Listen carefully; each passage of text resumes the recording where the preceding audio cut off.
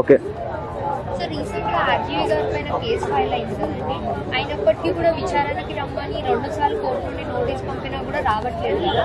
అసలు ఆర్జీవి గారు ఊళ్ళోనే ఉన్నారనుకుంటున్నారా, బయటకు వెళ్ళిపోయారు? ఆయన ఎక్కడికి వెళ్తాడు? ఆయన ఫామ్ హౌస్ లోనే ఉంటాడు. ఆయన ఎక్కడికి వెళ్ళడు, ఆయన ఎవరికి జరగడం. అయితే ఇది నిజాలన్నీ అబద్ధాలన్నీ ఫస్ట్ తెలుసుకోవాలి. కేసు అయితే ఫైల్ అయింది, కరెక్టే, కొంతమంది మీద ఫైల్ అయింది, అందులో ఆర్జీవి గారు కూడా ఉన్నాడు. కానీ అక్కడ హీరింగ్ పిలిచారా లేదా అనేది ఇంకా కోర్టు వాళ్ళు నిర్ణయించాలి. ఆ నోటీస్ పంపించేది కోర్టు వాళ్ళు కాబట్టి మనం కాదు డిసైడ్ చేయవలసింది, కోర్టు డిసైడ్ చేయాలి ఎప్పుడు రావాలని. కోర్టుకి అందరూ కూడా తలవంచాల్సిందే, ఎవరైనా సరే, సీఎం అయినా పిఎం అయినా. ఎందుకంటే న్యాయానికి తలవంచిందే రాజ్యాంగం ముందుకు నడవదు. కాబట్టి ఎవరైనా గౌరవిస్తారో ఆ క్రమంలోనే ఆర్జీవి గారు కూడా గౌరవిస్తారని నేను నమ్ముతున్నాను. అంత రూడ్గా అయితే బిహేవ్ చేసే అంత అన్ఎడ్యుకేటెడ్ పర్సన్ కాదు ఆయన. ఎడ్యుకేటెడ్, మేధావి. ఒక రకంగా చెప్పాలంటే ఆయన వర్డ్స్ వెరీ మోటివేటెడ్గా ఉంటాయి. కాబట్టి ఆయన అట్లాంటి మిస్టేక్ చేయడం నా ఒపీనియన్. సో ప్రజలందరూ అంటున్నారు ఆర్జీవి గారు 2 సార్లు కోర్టు నుండి నోటీస్ వచ్చినప్పటికీ కూడా నెగ్లెక్ట్ చేస్తున్నారు కదా, ఆయనకు అసలు భయమే లేదు అని చెప్పేసి అంటున్నారు. అంటే భయం లేదని అందరికీ తెలుసు. శివ లాంటి సినిమా తీసినప్పుడే అనుకున్నాను ఈ ఆర్జీవి ఎవడో వీడికి అసలు భయం లేదనిపించింది. కాబట్టి వాళ్ళు చెప్తాను, డైరెక్షన్గా కాకుండా ఒక వ్యక్తిగా అతను ఎవరికి తల ఉంచడో, తప్పు ఉంటే తప్పు అంగీకరిస్తాడో, లేదు అంటే అసలు లెక్కే చేయడు. కాబట్టి కోర్టుని లెక్క చేయకపోవడం అనేది తప్పు. అది అందరూ లెక్క చేస్తారు, కానీ అలా జరగడం, అలా మాట్లాడడం అనేది కొంచెం నాకు ఎందుకు అనిపిస్తుంది, అది కావాలని మాట్లాడుతున్నారు అనిపిస్తుంది. కోర్టుకి ఎవరైనా వెళ్తారు బాసు, మీరు అనుకుంటున్నారేమో కానీ మేడం, కోర్టుకి వెళ్ళకపోతేనే పెద్ద శిక్ష. వెళ్ళి అక్కడ సమాధానం చెప్తే అది అక్కడితోనే ముగుస్తుంది.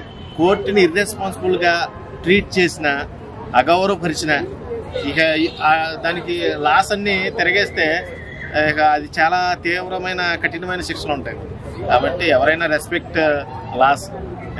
రెస్పెక్ట్ చేస్తారు లానే. మరి మీరు అంటున్నది ఎంతవరకు నిజమో నాకు కూడా తెలియదు. పోలీసులు ఒకవేళ ఆర్జీవి గారిని అరెస్ట్ చేస్తే ఇండస్ట్రీలో ఉన్న పీపుల్ లైక్ రాజమౌళి గారు కానివ్వండి, నాగార్జున గారు కానివ్వండి, వీళ్ళందరికీ ఆర్జీవి గారు అంటే చాలా క్లోజ్, చాలా ఇష్టం కదా. సో వీళ్ళు ఇండస్ట్రీలో ఉన్న వీళ్ళందరూ ఆర్జీవి గారిని సపోర్ట్ చేస్తారా లేదా?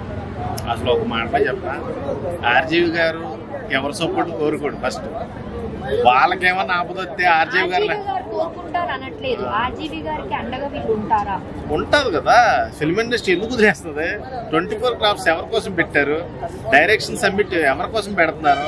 డైరెక్షన్ అందరూ ఒక మాట మీద ఉండి ఒక సినిమాకి ఇంత రేట్ ఇవ్వాలని ఎవరు, ఇదంతా ఒక యూనిటీ ఉంటేనే కదా. ఫిల్మ్ ఇండస్ట్రీలో ఒకరికి మచ్చ పడుతున్నప్పుడు ఆ మచ్చని తుడుచుకోవడానికి అందరూ కూడా ముందుంటారు. ఈయన మరీ వేరే ట్రాక్లో వెళ్తున్నాడు అనుకో, వాళ్ళు ఎవరో రాకపోవచ్చు. సినిమా పరంగా వస్తే మటుకు ఖచ్చితంగా నిలబడతారు. ఎందుకంటే అది కలమ్మ తల్లిని గౌరవించే ప్రక్రియ కాబట్టి. ఆర్జీవీ ఉన్నాయి, దాంట్లో ఇంకెవరైనా ఉన్నాయి డైరెక్ట్లు, చిన్న పెద్ద తేడా లేదు. అక్కడ ఎవరి కోసమైనా నిలబడతారు, నిలబడాలి కూడా. అదే అక్కడ ఉన్న యూనియన్. ఆ యూనిటీని దెబ్బతీయకుండా ఉండడం కోసం నిలబడతారు. కానీ ఇది పొలిటికల్గా వెళ్తే మనం చేసేదేం, వాళ్ళు చేసేదేం లేదు. ఇది మీరు పొలిటికల్ వారు పెట్టుకున్నారు, మేము ఏం చేయలేమని చేతులు ఎత్తేస్తాం. కాబట్టి పొలిటికల్గా వచ్చింది అతనికి ఇష్యూ, లేకపోతే ఫిల్మ్ ఇండస్ట్రీలో వచ్చింది అన్నది ఫస్ట్ క్లారిటీ రావాలి. ఏ నిమిత్తం ఆయన మీద కేసులు నమోదైనవి మీకు తెలుసు కదా. ఆ నిమిత్తమే పోరాడతాడు అతను, సింగిల్గానే పోరాడతారు. అందరూ వెళ్ళి ఎందుకు పోరాడతారు, అందరూ ఎందుకు వెళ్ళి సపోర్ట్ చేస్తారు? ఎవరి ఎజెండాలు అలా ఉంటాయి, ఎవరి ఒపీనియన్స్ అలా ఉంటాయి. కాబట్టి ఎవరు ఈ ఇండస్ట్రీలో అంటే ఇండస్ట్రీ వరకు అయితే సపోర్ట్ చేస్తారు, కానీ బయట వ్యక్తిగతంగా ఎవరిని ఏ మనిషిని సపోర్ట్ చేయరు. ఖచ్చితంగా ఆయన ఫైట్ ఆయనే చేస్తాడు. ఆయనకు చేయవలసిన, జరగవలసిన న్యాయం ఆయనకు జరుగుద్ది. న్యాయం ఉంటే జరుగుద్ది, అన్యాయం ఉంటే అది కోర్టు నిర్ణయిస్తాం.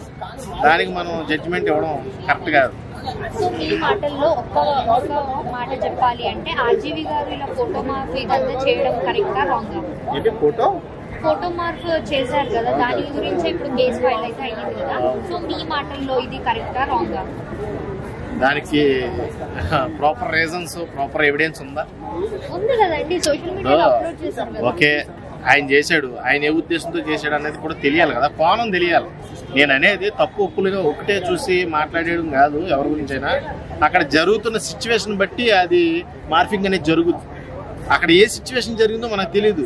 ఇప్పుడు ఏంటంటే ఒక చిన్న ఎగ్జాంపుల్ చెప్పాలంటే ఎవరినైనా ఏదైనా ఒక మాట మిగిలామనుకోండి, ఆ ఒక్క మాటనే పట్టుకొని ఇందు తప్పు అంటే కాదు కదా. అక్కడ ఎదరేం జరిగింది, వెనకాల ఏం జరిగింది, మొత్తం ఓవరాల్గా ఏం జరుగుతుంది, ఆ సిచ్యువేషన్ కరెక్ట్గా ఈయన నెగిటివ్ ఉన్నాడా పాజిటివ్ ఉన్నాడా అని కోణంలో కూడా ఎంక్వైరీ చేస్తారు. మనకేంటంటే ఒక చిన్న ఎదరున్న పాయింట్ని పట్టుకొని ఈయన దోషి అని నిర్ణయించేయడానికి లేదు. కోర్టు అనేది చాలా క్రమబద్ధంగా ఉంటుంది కాబట్టి ఇచ్చే న్యాయంలో న్యాయం తీరుస్తుంది ఖచ్చితంగా. దానికి జడ్జిమెంట్ అనేది మనం ఇవ్వకూడదు, మనం దాని తప్పును కూడా ఎంచి చూపించకూడదు. మనం చూపించడానికి మనకు తెలియాలి, ఫస్ట్ దాని గురించి క్లియర్గా తెలుసుకొని మాట్లాడాలి. మనకంత తెలియదు కాబట్టి నా వరకైతే అతను చేశాడో చేయలేదో ఆయన పర్సనల్ ఒపీనియన్.